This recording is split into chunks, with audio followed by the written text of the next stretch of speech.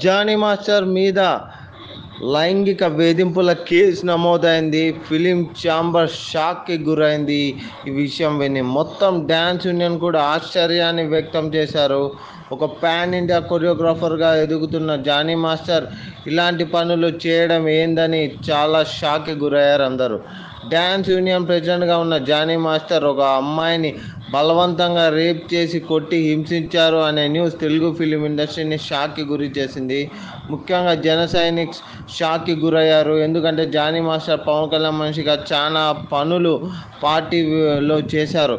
ఇది పవన్ కళ్యాణ్కి చాలా చెడ్డ పేరు తీసుకొస్తుందని జనసేన ఇమ్మీడియట్గా రియాక్ట్ అయ్యి జానీని పార్టీ నుంచి తొలగించారు. అలానే పార్టీ వ్యవహారాలకు జానీ దూరంగా ఉండాలని ఆర్డర్ కూడా వేశారు. ఇప్పటికే పోలీసులు జానీ మీద ఎఫ్ఐఆర్ అయితే ఫైల్ చేశారు.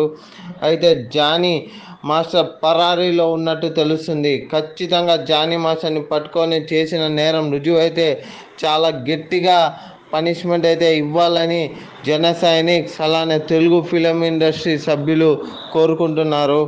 ఈ